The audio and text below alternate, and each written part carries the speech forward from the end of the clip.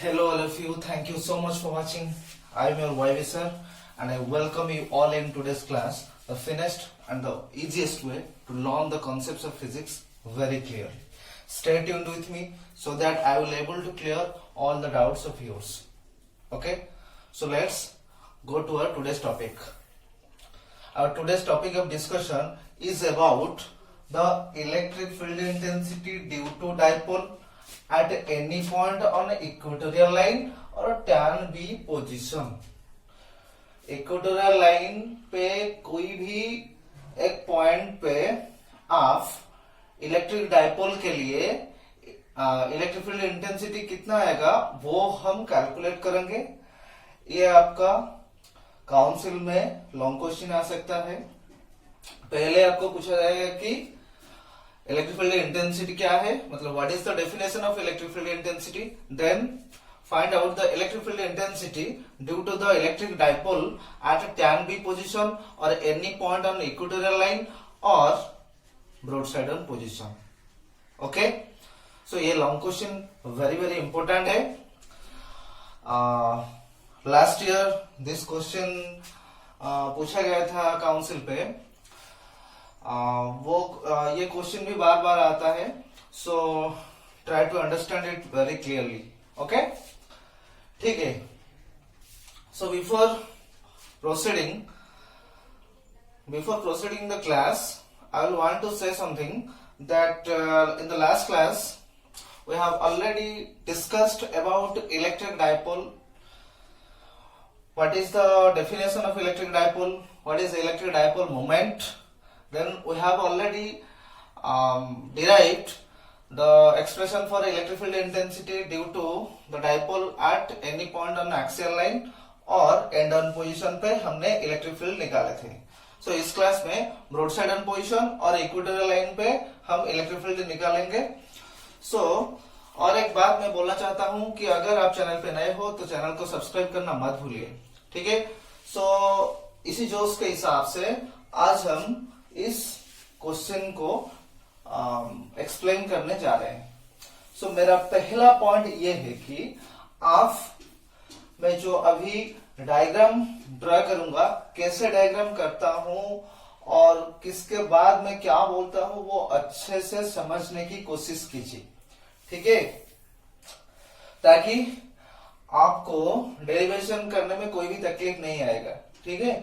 So electric field due to a dipole. Due to dipole मतलब पहले हम dipole ही ड्रा करेंगे. Due to dipole, so dipole के लिए हमको निकालना है तो डाइपोल पहले हम ड्रा करेंगे. सो इलेक्ट्रिक डाइपोल ड्रा करेंगे तो let A B the dipole with minus Q charge at A and plus Q charge at B. Plus Q charge at B हो गया. सो ये डाइपोल होने के बाद आप क्या बोलेंगे कि let O B the centre of the dipole. Dipole का ये जो डाइपोल हुआ, हमने डेफिनेशन बोले थे कि when two equal and opposite charges are placed very close to each other, then an electric dipole is formed. So minus q and plus q, अगर ये दोनों चार्ज एक दूसरे के नजदीक रहेंगे तो जाके इलेक्ट्रिक डाइपोल फॉर्मेशन हो सकता है. ठीक है. तो यहाँ पे ए बी हमारा डाइपोल है, ओ सेंटर ऑफ द डाइपोल है एंड पी यहाँ पे डाइपोल मोमेंट है. राइट. ओके. उसके बाद हम क्या करेंगे कि 12 क्या है, लेंथ ऑफ द डाइपोल. 12 क्या है, length of the dipole. Minus Q से प्लस क्यू का जो सेपरेशन है वो क्या है, 12 हो गया. उसके बाद हम क्या बोलेंगे कि इक्वेटोरियल लाइन, क्योंकि इलेक्ट्रिक फील्ड निकाला है किसके लिए, डाइपोल के लिए. कहां पे, इक्वेटोरियल लाइन पे. इक्वेटोरियल लाइन पे डाइपोल के लिए हम इलेक्ट्रिक फील्ड निकालना चाहते हैं. सो पहले हम इक्वेटोरियल लाइन ड्रॉ करेंगे. सो मान लो कि ये आपका इक्वेटोरियल लाइन है. इक्वेटोरियल लाइन क्या है, the line which is perpendicular to axial line and passing through the center of the dipole is known as the equatorial line, and any position on equatorial line is known as broadside on position. So मान लो कि आपके पास ये जो equatorial line पे एक test charge हमने ले लिया कि प्लस क्यू, जो कि यहाँ पे है, जो कि r डिस्टेंस पे है। कहां से? सेंटर ऑफ द डाइपोल से r डिस्टेंस पे है। ये जो टेस्ट चार्ज है, जहां पे हमको इलेक्ट्रिक फील्ड निकालना है, वो चार्ज O पॉइंट से, मतलब सेंटर ऑफ द डाइपोल से r डिस्टेंस पे है। ठीक है। सो हम ये डेरिवेशन करने से पहले हम क्या करेंगे कि ये डाइपोल के लिए हमको निकालना है इलेक्ट्रिक फील्ड। सो पहले हम माइनस क्यू के लिए, माइनस क्यू चार्ज के लिए यहाँ पे इलेक्ट्रिक फील्ड कितना आ रहा है वो देखेंगे। उसके बाद प्लस क्यू चार्ज के लिए एक्स पॉइंट पे कितना आ रहा है इलेक्ट्रिक फील्ड वो देखेंगे। दोनों इलेक्ट्रिक फील्ड यहाँ इस पॉइंट पे निकालने के बाद, since electric field is a vector quantity, so we can add these two electric field by the use of vector addition rule, or you can say parallelogram law. So parallelogram law के हिसाब से आप x point पे ये दोनों charge के लिए जितना इलेक्ट्रिक फील्ड आएगा वो हम निकालना चाहते हैं। ठीक है। सो इसके लिए हम क्या करेंगे कि x पॉइंट पे B के लिए जो इलेक्ट्रिक फील्ड इंटेंसिटी आएगा उसका डायरेक्शन किस तरफ होगा, उसका वैल्यू कितना आएगा वो हम देखेंगे। सो यहाँ पे प्लस क्यू चार्ज है और यहाँ पे भी टेस्ट चार्ज, ये भी प्लस क्यू है। यहाँ पे x जो है वो टेस्ट चार्ज है, ऑब्जर्वेशन पॉइंट है। सो इस पॉइंट पे जो चार्ज है प्लस है, यहाँ पे भी प्लस क्यू चार्ज है। सो ये वाला जो चार्ज, इस चार्ज को, प्लस क्यू चार्ज को रिपेल करना शुरू करेगा, क्योंकि ये दोनों लाइक चार्जेस है। सो ये चार्ज इसको इस तरफ धकेलने के लिए कोशिश करेगा। ठीक है, हो गया। और ये जो एंगल होगा ये आपका थीटा हो जाएगा।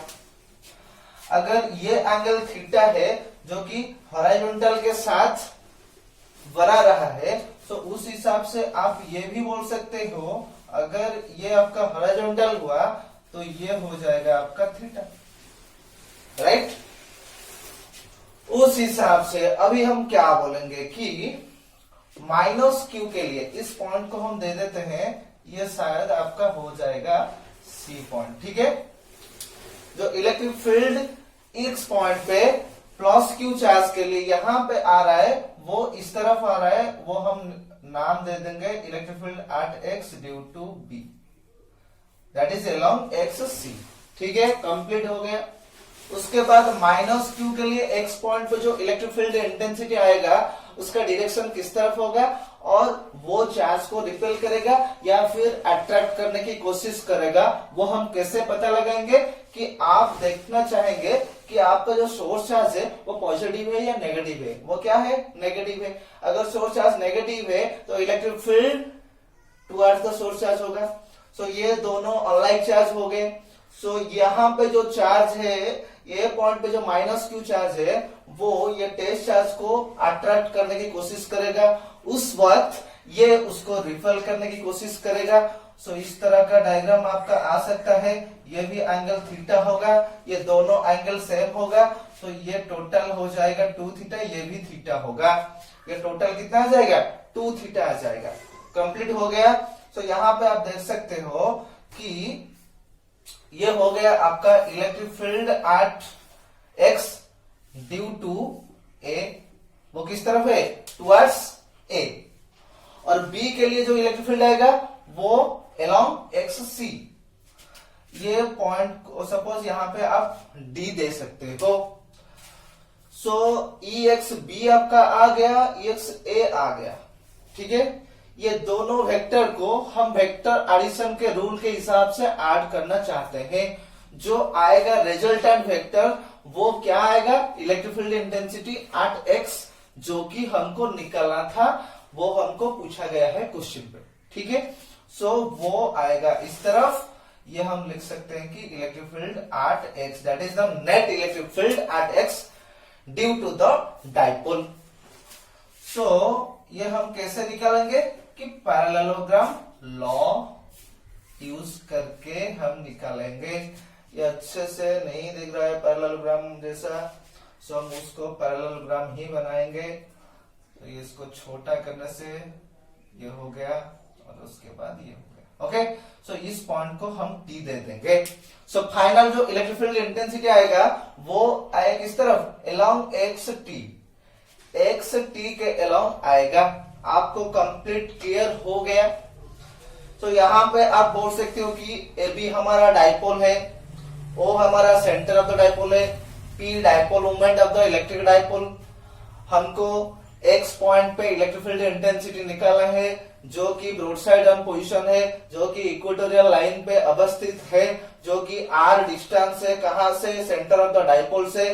सो बी के लिए जो इलेक्ट्रिक फील्ड इंटेंसिटी आएगा वो अलोंग एक्स आएगा, ए के लिए जो आएगा वो अलोंग एक्स डी आएगा क्योंकि अट्रैक्टिव नेचर होगा। उसके बाद net electric field intensity at X due to the entire dipole कितना आएगा, that is along X T.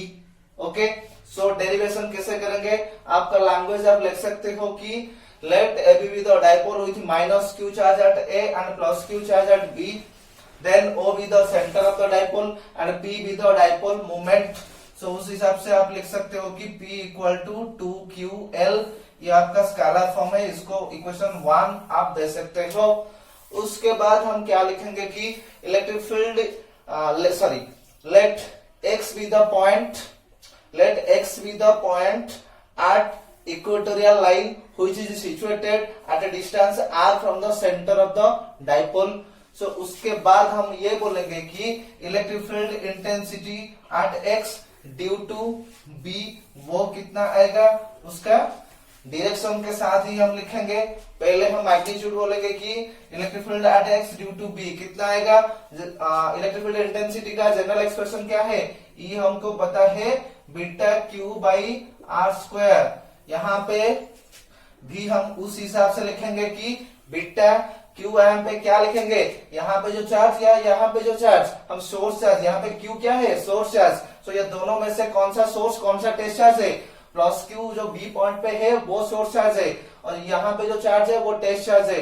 तो सोर्स चार्ज हम लिखेंगे, उसका मैग्नीट्यूड भी लिखेंगे। So beta Q divided by R square जो था वो टेस्ट चार्ज और सोर्स चार्ज के बीच का जो सेपरेशन, तो सोर्स चार्ज और टेस्ट चार्ज के बीच का जो सेपरेशन क्या होगा, एक्स बी हम लिख सकते हैं जो कि एक्स बी का होल स्क्वायर आ जाएगा। एंड ये हो गया आपका मैग्नीट्यूड पार्ट। यहाँ पे वेक्टर है तो डायरेक्शन हमको लिखना पड़ेगा, डायरेक्शन किस तरफ आएगा, अलोंग एक्स सी हम लिख सकते हैं। तो यहाँ पे लिखेंगे कि अलोंग एक्स सी आपका आ जाएगा। ये हो गया इक्वेशन 2, आप इसको ब्लॉक करेंगे तो। So electric field intensity at X due to B आपका कंप्लीटली क्लियर हो गया। उसके बाद हम लिखेंगे कि electric field intensity at X due to A कितना आएगा।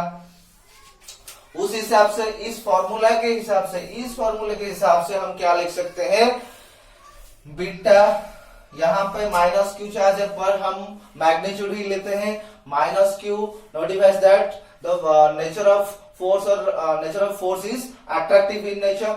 सो बीटा क्यू डिवाइडेड बाय यहाँ पे चार्ज माइनस क्यू का चार्ज क्या होगा, मैग्नीट्यूड क्या होगा, प्लस क्यू। उसके बाद इस दोनों में दोनों चार्ज का सेपरेशन कितना है, एक्स ए आप लिख सकते हो, X A whole square and direction is along X D या फिर अलोंग एक्स ए, कुछ भी आप लिख सकते हो। तो यहाँ पे हम लिखेंगे कि अलोंग एक्स डी हो गया। ये आपका इक्वेशन 3 हो गया, कंप्लीटली क्लियर हो गया। यहाँ पे और एक बात आप अच्छे से ध्यान दीजिए कि जो एंगल है एक्स ए बी उसको आप पर्टिकुलरली स्पेसिफाई करना पड़ेगा, वो कौन सा एंगल है, कितना एंगल है, वो आपको पर्टिकुलरली स्पेसिफाई करना पड़ेगा। तो यहाँ पे आप लिख सकते हो कि हियर आपका X A B angle equal to कितना आएगा, थीटा। एक्स ए बी आपका थीटा है, एक्स बी ए एंगल कितना है, वो भी थीटा है, एक्स बी ए एंगल वो भी थीटा है। उसके बाद सी एक्स डी वो कितना है, 2 थीटा, सी एक्स डी वो है आपका 2 थीटा। ठीक है, ये कंप्लीट अब तक हो गया। अभी हम क्या निकालेंगे, अभी हम यह निकालेंगे कि net electric field or the resultant electric field or the total electric field at x due to the entire dipole, वो हम इस दोनों वेक्टर को ऐड करके निकालेंगे। ठीक है, सो बाय यूजिंग पैरेललोग्राम लॉ, ये देखो पैरेललोग्राम जैसा है, सो पैरेललोग्राम लॉ के हिसाब से ये दोनों के वेक्टर के बीच में जो एंगल है वो कितना है, 2 थीटा है। So the angle between two vector is 2 theta and these two vectors are similar or not, magnitude ये दोनों वेक्टर का EXB एंड EXA, ये दोनों वेक्टर का मैग्नीट्यूड इक्वल है और डिफरेंट है, वो हम यहां से पता लगा सकते हैं कि देखो भाई यहाँ पे आपका A से B तक डिस्टेंस कितना है 2L और A से O तक डिस्टेंस कितना है L और O से B तक वो भी L है। ठीक है, ये देखो एक राइट एंगल ट्रायंगल है, इस तरफ भी और एक राइट एंगल ट्रायंगल फॉर्मेशन हो रहा है। यहाँ पे जो AOX ट्रायंगल है वो राइट एंगल ट्रायंगल पे ये आपका L हो गया, ये टोटल हो गया R। सो डायगोनल वैल्यू कितना आएगा, L square cross R square का square root. So square root of X से कितना आ जाएगा, X से XA आपका आ जाएगा R square plus L square square root. Okay, उस हिसाब से भी सिमिलरली आप देख सकते हो कि ये भी L है और ये भी R है। सो XB भी कितना आएगा, XB भी आपका आएगा R square plus L square square root. Complete हो गया। तो ये दो यहां से आपको क्लियरली आप देख सकते हो कि XA जितना है XB भी उतना है, length of XA is equal to length of XB। So यहां से आप कंक्लूड ये हो सकते हैं कि EXB और EXA ये दोनों इलेक्ट्रिक फील्ड का मैग्नीट्यूड आपका सेम है। तो यहाँ पे हम ये लिख सकते हैं कि ऑल्सो EXB का magnitude is equal to EXA magnitude. Complete हो गया। सो दोनों वेक्टर का मैग्नीट्यूड सेम है और उनके बीच का एंगल 2 थीटा है। सो लेक्चर 5 में क्लास मींस इलेक्ट्रोस्टैटिक्स का पार्ट 5 में 10 रूल्स मैंने बताया था, वहां से एक रूल यहाँ पे यूज होने वाला है। वो रूल ये है कि अगर P इक्वल टू Q है और उनके बीच का एंगल थीटा है, सो रिजल्टेंट जो वेक्टर आएगा उसका मैग्नीट्यूड का वैल्यू कितना आएगा, मैग्नीट्यूड का वैल्यू उसका आएगा 2P cos थीटा बाई 2। और यहाँ पे तो थीटा है 2 थीटा। तो उस हिसाब से हम ये लिखेंगे कि नेट इलेक्ट्रिक फील्ड इंटेंसिटी का मैग्नीट्यूड क्या आएगा कि 2P cos थीटा, यहाँ पे कितना है 2 थीटा। सो 2P cos 2 theta divided bye 2। सो यहाँ पे आप ये लिख सकते हो कि यहाँ पे P कौन सा है, यहाँ पे EXB का मैग्नीट्यूड और EXA का मैग्नीट्यूड वो ही P है। सो यहाँ पे आप ये लिख सकते हो कि EXA का मैग्नीट्यूड, आप EXB का भी मैग्नीट्यूड लिख सकते हो क्योंकि दोनों का मैग्नीट्यूड सेम है। कितना है, वो दोनों मैग्नीट्यूड सेम है, वो हम अभी पता करेंगे कितना आएगा उसका वैल्यू एग्जैक्टली। सो यहाँ पे आ जाएगा 2EXA cos थीटा ही उतना ही आएगा। उसके बाद EXA जो मैग्नीट्यूड होगा उसका वैल्यू कितना आएगा, EXA मैग्नीट्यूड जो होगा उसका वैल्यू कितना आएगा। यहां तक आप दे सकते हो कि इक्वेशन 4 होगा। ओके, यहां तक आपका इक्वेशन 4 हो गया। अभी हम ये निकालेंगे कि EXA का वैल्यू कितना आएगा और cos थीटा कितना आएगा। ठीक है, ओके। सो EXA यहाँ पे हम लोग लिखे थे कि EXA यहाँ पे था, मैग्नीट्यूड इतना था। So from equation 4 what we can write, मैं समझ सकता हूं कि आप लोग अभी तक कंप्लीटली एक्सप्रेशन निकाल चुके होंगे, नहीं? ओके, सो EX जो आएगा उसका मैग्नीट्यूड कितना आएगा 2।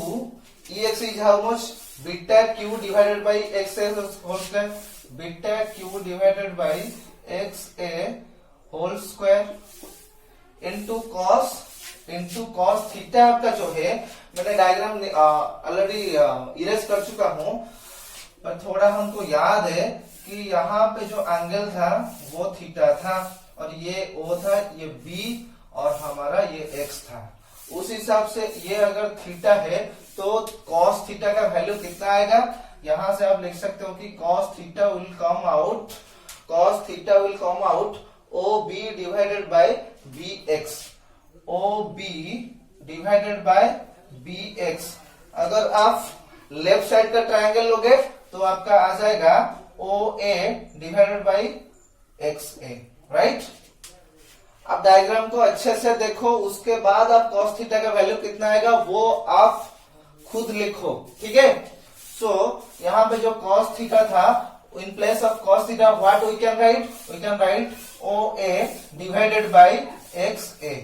कंप्लीट, ये क्लियर हो गया आपको, ठीक है।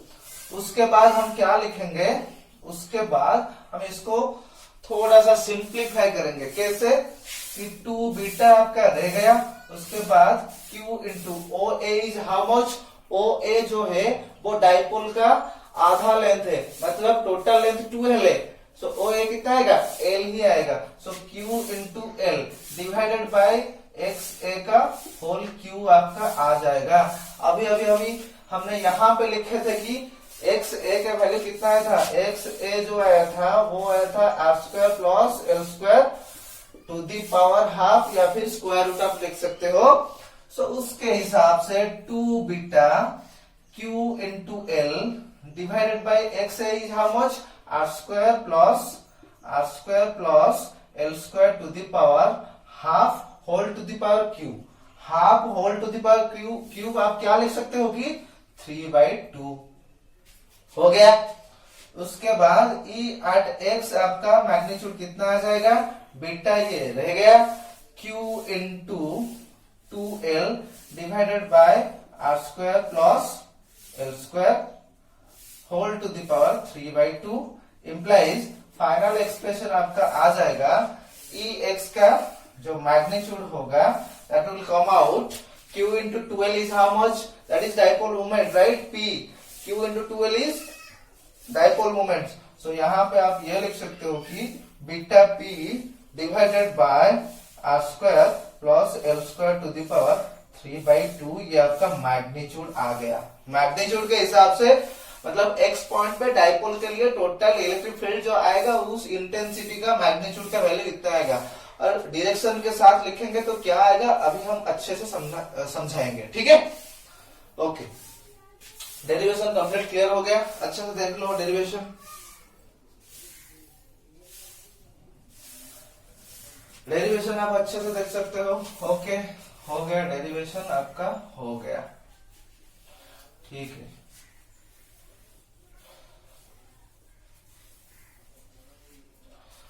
उसके बाद डायरेक्शन के बाद हम करेंगे यह आपका इक्वेशन 5 हो जाएगा। डायरेक्शन हम लिखेंगे तो beta p divided by R square plus L square to the power 3/2 हो गया मैग्नीट्यूड पार्ट। अब अच्छे से देख लो कि डाइपोल मोमेंट जो आ रहा था यहाँ पे ए पॉइंट पे माइनस क्यू चार्ज था, बी पॉइंट पे प्लस क्यू चार्ज था, और यहाँ पे ओ पॉइंट था। डाइपोल मोमेंट किस तरफ आ रहा था, लेफ्ट से राइट की तरफ, पर फाइनल जो इंटेंसिटी आया वो एलोंग किस तरफ आया, एलोंग एक्स टी। यहाँ पे एक्स था, इस तरफ सी था, इस तरफ डी था, और ये आपका टी था। सो एलोंग एक्स टी, इस तरफ नेट इलेक्ट्रिक फील्ड इंटेंसिटी जो आ रहा है वो इस तरफ आ रहा है, मतलब राइट से लेफ्ट के तरफ आ रहा है।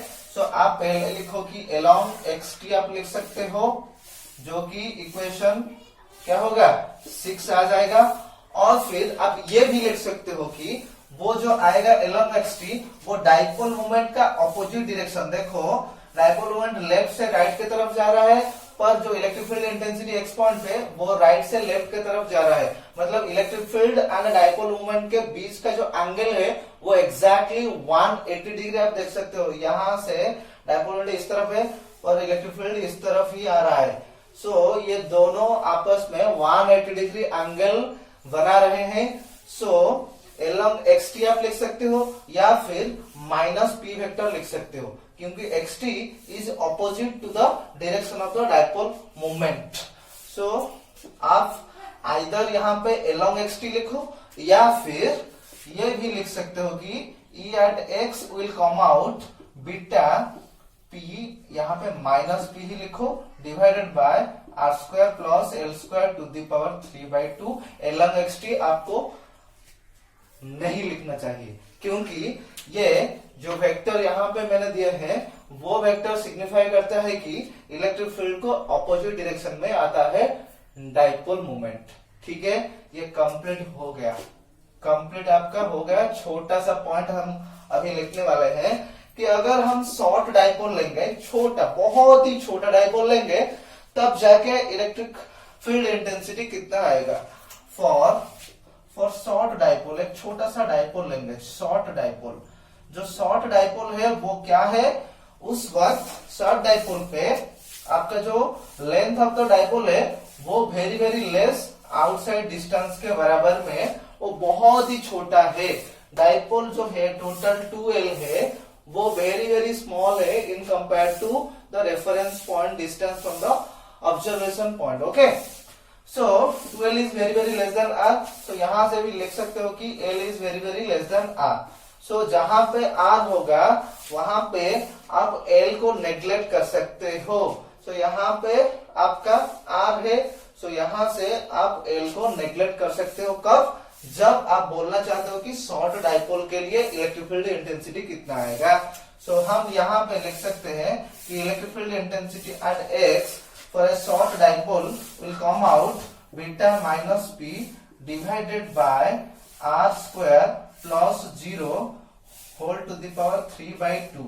so finally आपका कितना आ जाएगा, ये आपका r square ही रह जाएगा।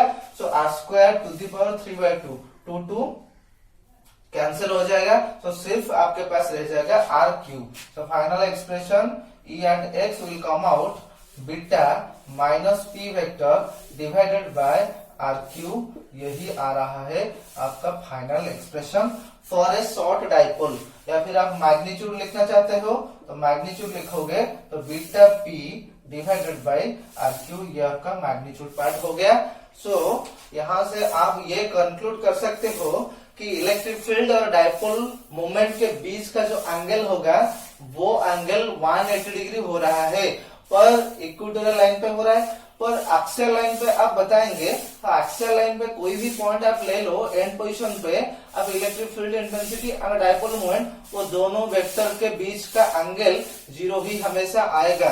कंप्लीटली क्लियर हो गया, कंप्लीटली क्लियर हो गया ना। अभी हम सब कुछ को समराइज करके ये बोल सकते हैं कि एक्सियल लाइन पे आपका जो आइडियल डाइपोल के लिए इलेक्ट्रिक फील्ड इंटेंसिटी आया था, कितना आया था, एक्सियल लाइन पे आपका जो मैग्नीट्यूड आया था, एक्सियल लाइन पे आप बोल सकते हो आइडियल डाइपोल के लिए आपका आया था expression 2 beta P divided by R cube, इतना आया था एक्सियल के लिए। ये शॉर्ट डाइपोल, जो हम शॉर्ट डाइपोल के लिए ही बता रहे हैं, शॉर्ट डाइपोल के लिए एक्सियल लाइन पे इलेक्ट्रिक फील्ड इंटेंसिटी का मैग्नीट्यूड इतना ही आया था। अभी अभी हमने देखा है कि ब्रॉड साइड ऑन पोजीशन पे ई ब्रॉड साइड के लिए आपका कितना निकल के आ रहा है, beta P divided by R cube, ये भी शॉर्ट डाइपोल के लिए ही है। ठीक है, सो ये दोनों में से आप क्या कंक्लूजन निकाल सकते हो कि क्या कंक्लूजन निकालोगे कि ई एक्सियल जो है, ई एक्सियल जो आएगा वो 2 टाइम्स जो beta P by R Q है ना, वो beta P by R Q is for broad side on position. So ये भी आप लिख सकते हो कि रिलेशन आएगा 2E ब्रॉड साइड ऑन। ठीक है, कंप्लीट हो गया। So electric field intensity axial line पे जितना आएगा वो 2 times of electric field intensity for broad side on position. Completely clear हो गया, अब तक कंप्लीटली क्लियर हो गया ना। Okay, thank you very much. इसके बाद हम पहले हम बताए कि इलेक्ट्रिक डाइपोल के लिए एक्सियल लाइन पे इलेक्ट्रिक फील्ड इंटेंसिटी निकालेंगे, उसके बाद इक्वेटोरियल लाइन पे इलेक्ट्रिक फील्ड इंटेंसिटी निकाल लिए, उसके बाद एनी पोजीशन पे इलेक्ट्रिक फील्ड इंटेंसिटी कितना आएगा वो हम अभी कैलकुलेट करने वाले हैं। ठीक है, सो एनी पोजीशन के लिए हम इलेक्ट्रिक फील्ड इंटेंसिटी अभी अभी निकालना चाहते हैं। सो कैसे हम निकालेंगे वो भी वेरी वेरी इंटरेस्टिंग है। सो हम कैसे निकालेंगे वो अब इस क्लास में हम देखना चाहते हैं। अगर आप चैनल पे नए हो तो चैनल को सब्सक्राइब करना मत भूलिए। Okay, so at any point electric field intensity due to dipole at any position, ये आप लिख सकते हो एट एनी पोजीशन। सो कैसे हम कैलकुलेट करेंगे, ठीक है। सो पहले आपके पास जो डाइपोल है, सपोज अच्छे से डायग्राम को समझने के लिए कोशिश करो। सो ए बी दो charge and sorry A point पे हमारा माइनस क्यू चार्ज है और बी पॉइंट पे हमारा प्लस क्यू चार्ज है।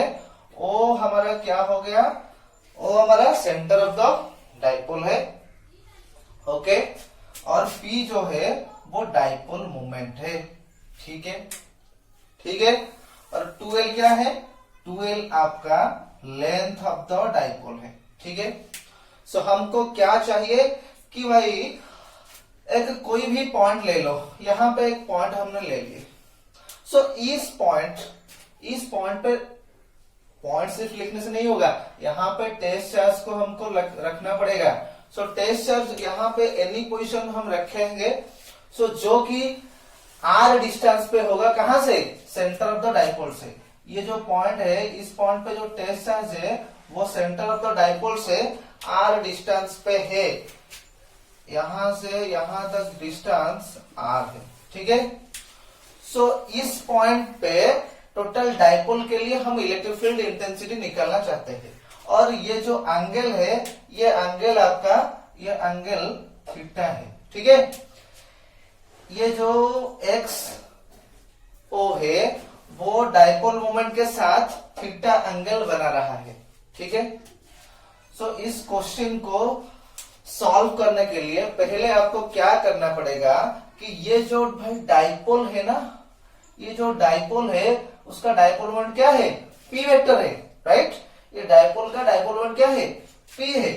सो इस डाइपोल मोमेंट का रेक्टेंगुलर कंपोनेंट जो है, ये जो थीटा एंगल इसके साथ बना रहा है, ठीक है।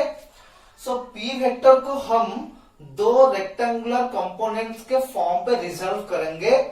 सो क्या आएगा निकल के, पहला जो कंपोनेंट होगा वो सपोज ये होगा, जो थीटा एंगल बना रहा है ओ एक्स हो रहा है, वो सपोज क्या होगा, अगर एक वेक्टर आपके पास है, अच्छे से समझ लो कि अगर मान लो कि यह आपका पी वेक्टर है, इस पी वेक्टर को हम दो रेक्टेंगुलर कंपोनेंट के फॉर्म पे लिखना चाहते हैं, तो हम क्या लिखेंगे कि भाई सपोज ये आपका थीटा एंगल बना रहा है, तो पी का जो कंपोनेंट आएगा हॉरिजॉन्टल कंपोनेंट, वो आपका आएगा पी कॉस थीटा।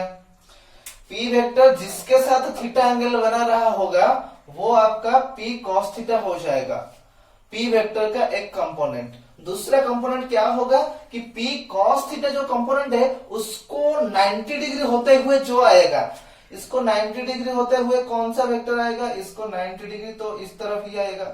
सो ये आपका आ जाएगा P sine theta. Completely clear हो गया।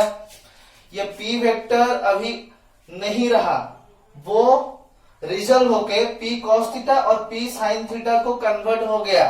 सो इस हिसाब से हम यहाँ पे भी दिखेंगे कि ये हमारा ओरिजिनल पी वेक्टर है।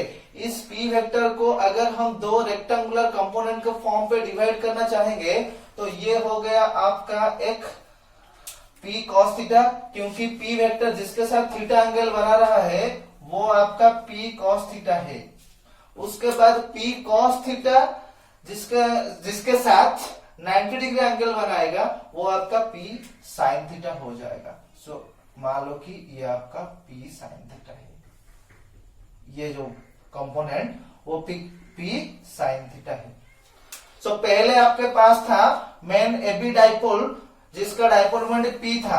अभी ये डाइपोल मोमेंट जो पी था, ये वेक्टर, ये डाइपोल अभी दो डाइपोल में बंट गया, मतलब दो डाइपोल में वो डिवाइड हो गया, जो जिसमें से एक डाइपोल का dipole moment P cos theta है, दूसरे का dipole moment P sine theta है। सो उस हिसाब से इसको हम एक्सटेंड करेंगे यहां तक, तो यहां से सपोज यहां तक एक डाइपोल हो जाएगा। वो सपोज हम लिखेंगे कि ए डैश बी डैश, या फिर आप बोल सकते हो कि ए प्राइम बी प्राइम। और दूसरा डाइपोल क्या आएगा, इस तरफ आएगा, जो कि ए डबल प्राइम यहां तक बी डबल प्राइम। ये ए बी जो डाइपोल था जिसका लेंथ 12 था, अभी भी ये जो डाइपोल है उसका भी लेंथ 12 है। ये भी जो डाइपोल अभी अभी बना है उसका डाइपोल उसका लेंथ भी 12 ही है। पर जो डाइपोल मोमेंट पी था वो डाइपोल मोमेंट पी रिजल्व होके पी कॉस थीटा हो गया और पी साइन थीटा हो गया। सो हमारा पहले टारगेट क्या था, ए बी के लिए एक्स पॉइंट पे इलेक्ट्रिक फील्ड इंटेंसिटी कितना आएगा हम निकालना चाहते थे। अभी ए बी वेक्टर नहीं रहा, वो दो वेक्टर में बट गया, एक पी कॉस थीटा हो गया और एक पी साइन थीटा हो गया। सो अभी हम एक्स पॉइंट पे पी कॉस थीटा के लिए निकालेंगे इलेक्ट्रिक फील्ड इंटेंसिटी और पी साइन थीटा के लिए भी एक्स पॉइंट पे इलेक्ट्रिक फील्ड इंटेंसिटी निकालेंगे। सो पी कॉस थीटा होते हुए जो डाइपोल ये फॉर्मेशन होता है, ए डैश और ए प्राइम बी प्राइम जो डाइपोल है जिसका dipole moment P cos theta है, उस डाइपोल के लिए एक्स पॉइंट क्या होगा, एक्सियल लाइन होगा, एक्सियल पॉइंट पे वो यहाँ पे है या फिर इक्वेटोरियल लाइन पे है, मतलब एंड ऑन पोजीशन या फिर ब्रॉडसाइड ऑन पोजीशन है। ए प्राइम बी प्राइम डाइपोल के लिए ये जो एक्स पॉइंट है वो एंड ऑन पोजीशन या फिर ब्रॉडसाइड ऑन पोजीशन, वो एंड ऑन पोजीशन पे ही है। ठीक है, अगर एंड ऑन पोजीशन पे है तो उस हिसाब से एंड ऑन पोजीशन और एक्सियल लाइन पे आपका electric field intensity dipole moment जिस तरफ है उसी के तरफ ही आता है। तो ये इस पॉइंट पे ए प्राइम बी प्राइम डाइपोल के लिए इलेक्ट्रिक फील्ड इंटेंसिटी इस तरफ ही आएगा, जो कि आप लिख सकते हैं कि ई एक्स प्राइम। ठीक है, हो गया। उसके बाद A double prime B double prime के लिए एक्स पॉइंट जो है वो ब्रॉडसाइड ऑन पोजीशन पे है या फिर आप बोल सकते हो कि वो इक्वेटोरियल लाइन पे है। देखो ये आपका डाइपोल है और यहाँ पे जो पॉइंट है वो देखो ब्रॉडसाइड ऑन पोजीशन पे है। सो ब्रॉडसाइड ऑन पोजीशन पे है तो डाइपोल मोमेंट और इलेक्ट्रिक फील्ड इंटेंसिटी के एंगल कितना होगा, 180 डिग्री होगा। सो उसके हिसाब से ए डबल प्राइम और बी डबल प्राइम के लिए एक्स पॉइंट पे जो इलेक्ट्रिक फील्ड इंटेंसिटी आएगा वो ये मार्कर जिस तरफ है उसी के तरफ आएगा। सो एग्जैक्टली ऐसे ही आएगा, जो कि आपका आएगा ई एक्स डबल प्राइम, जो कि A double prime B double prime के लिए एक्स पॉइंट पे इलेक्ट्रिक फील्ड इंटेंसिटी है और दोनों वेक्टर के बीच का एंगल 90 डिग्री है। उस हिसाब से पैरेललोग्राम लॉ आप यूज करोगे तो आप निकाल सकते हो कि फाइनल इलेक्ट्रिक फील्ड इंटेंसिटी कितना आएगा। ये आप देख सकते हो कि सी, ये डी, ये आपका टी हो गया, जो कि net electric field intensity at x है। सो ए प्राइम बी प्राइम के लिए ये जो निकल के आया है ये इलेक्ट्रिक फील्ड इंटेंसिटी वो एक्सियल लाइन के लिए है। ठीक है, और ये ब्रॉडसाइड ऑन पोजीशन या फिर इक्वेटोरियल लाइन के लिए है। क्या, इक्वेटोरियल लाइन के लिए आएगा। अभी अभी हमने लिखे थे कि एक्सियल लाइन के लिए कितना आया था electric field intensity, 2 beta P by R cube. ठीक है, सो एक्सियल लाइन पे इतना। सो यहाँ पे पी क्या था, डाइपोल मोमेंट पर एक्सियल लाइन पे यहाँ पे डाइपोल मोमेंट कितना है, पी कॉस थीटा है। सो उस हिसाब से ये एक्सप्रेशन क्या हो जाएगा कि पी कॉस थीटा सिर्फ चेंज होगा और ये आप लिख सकते हो कि ई एट एक्स। वेक्टर दोगे तो आप लिखो कि अलोंग एक्स सी। समझ में आ रहा है? ओके, नेक्स्ट आप ये लिखोगे कि आपका जो इक्वेटोरियल लाइन पे है ए डबल प्राइम और बी डबल प्राइम के लिए वो इक्वेटोरियल लाइन पे है। इक्वेटोरियल लाइन पे जो आया था वो कितना आया था कि beta P by R cube. Ideal dipole के लिए हम लिख रहे हैं। So beta P by R cube equatorial line या फिर ब्रॉडसाइड ऑन पोजीशन के लिए आया था। So beta P by R cube, P क्या था, डाइपोल मोमेंट, और यहाँ पे डाइपोल मोमेंट कितना है, पी साइन थीटा है। So in place of P what we can write P sine theta. हो गया, आपका कंप्लीट हो गया। ये आप वेक्टर दोगे सो डायरेक्शन किस तरफ आएगा, अलोंग एक्स डी, क्योंकि dipole moment and electric field intensity equatorial line के लिए 180 डिग्री हो रहा है। तो देखो ये एक इस तरफ आ रहा है तो दूसरा आएगा इस तरफ। सो अलोंग एक्स डी आप लिख सकते हो कि अलोंग एक्स डी, ओके। सो एक्स, सो उस हिसाब से ये क्या हो गया, ई एक्स डबल प्राइम, ओके। सो पहले आप ये दोनों, सपोज ये इक्वेशन 1 है, ये इक्वेशन 2 है, ओके। सो हमको निकालना है कि final net electric field intensity 8 x कितना आएगा, ठीक है। वो अभी हम कैलकुलेट करेंगे। ये दोनों आप लिख लिए कंप्लीटली, आप लिख लिए ना, okay. So net electric field अभी हम निकालेंगे। नेट इलेक्ट्रिक फील्ड निकालने के लिए हम क्या करेंगे, वही क्लास 5 का, मतलब लेक्चर 5 का जो रूल्स था, उस रूल से भी एक रूल यहाँ पे यूज होगा कि अगर पी क्यू डिफरेंट है पर उन दोनों में एंगल 90 डिग्री है तो रिजल्टेंट का मैग्नीट्यूड कितना आएगा। रिजल्टेंट का मैग्नीट्यूड कितना आएगा कि रिजल्टेंट का मैग्नीट्यूड आएगा E8x, आपका आ जाएगा कि E8x का मैग्नीट्यूड क्या आ जाएगा, E8x प्राइम का square plus EX double prime square का स्क्वायर रूट, ओके। सो EX प्राइम कितना है, 2 beta P cos theta by RQ, okay. सो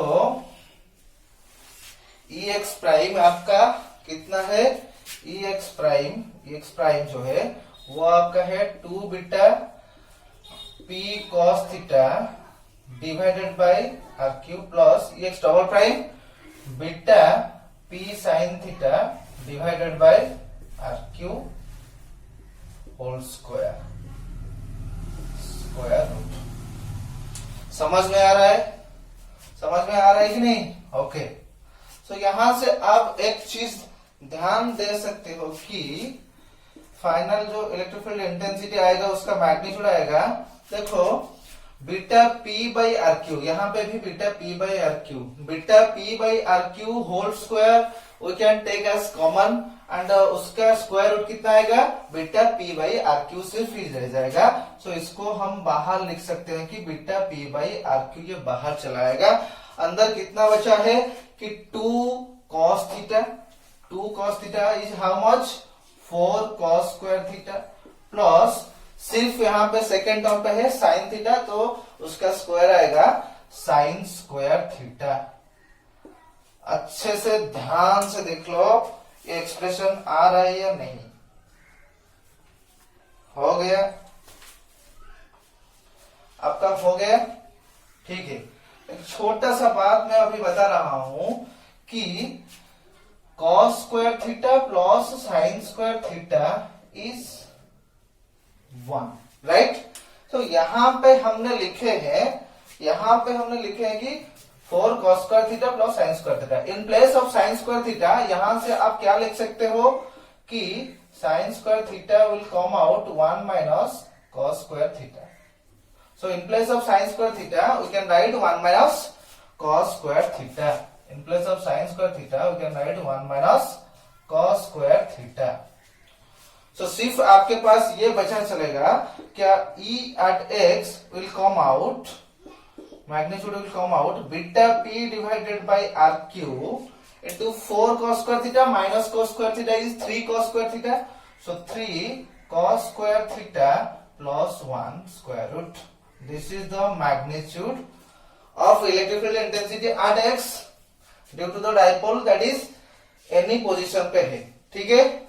उसके बाद आप ये लिख सकते हो कि वो जो फाइनल इंटेंसिटी आ रहा है वो किस तरफ है, वो इस तरफ है, वो सपोज बीटा एंगल यहाँ पे बना रहा है। सो रिजल्टेंट का डायरेक्शन किस तरफ आएगा, रिजल्टेंट का डायरेक्शन किस तरफ आएगा, आप ये लिख सकते हो कि beta will come out tan inverse EX double prime divided by EX prime. कैसे आएगा, तो यहाँ पे ये बीटा है, सो tan बीटा कितना आएगा, tan बीटा आपका आ जाएगा this vector divided by this vector. So ये वेक्टर Ex डबल प्राइम के पैरेलल हुआ, सो Ex डबल प्राइम हम लिखे, सो उसके बाद divided by this much, so Ex prime, ठीक है। उसके बाद उसका वैल्यू आप पुट करोगे, सो वैल्यू पुट करने के बाद फाइनली आपके पास ये चला आएगा कि tan inverse Ex double prime is how much, Ex double prime is beta p sin theta divided by r cube whole divided by Ex prime is how much, 2 beta p cos theta divided by r cube, ठीक है। So final answer कितना निकल के आ रहा है, final answer कितना आएगा, फाइनल आंसर यहाँ पे आप ये लिख सकते हो कि beta will finally come out tan inverse, या बीटा p कैंसिल हो जाएगा, आर क्यू भी कैंसिल होता हुआ नजर आ रहा है। So sine theta by 2 cos theta is sine theta by cos theta is tan theta. So finally आपका फाइनल आंसर आ जाएगा tan inverse tan theta divided by 2। This is the direction of the net electric field intensity at x due to the entire dipole. So ये आपका any position के लिए complete हो गया। So next class पे हम देखेंगे कि इलेक्ट्रिक फील्ड के अंदर हम इलेक्ट्रिक डाइपोल को रखेंगे, सो वो कैसा बिहेव करेगा, वो रोटेट करेगा या स्टेशनरी रहेगा, वो कैसे मूव करता है, उसके लिए हम नेक्स्ट क्लास में डिस्कस करेंगे। सो आज के लिए बस इतना ही। Thank you very much. और ये आज का क्लास कैसा लगा आप कमेंट में कमेंट करना मत भूलिए। तो थैंक यू वेरी मच।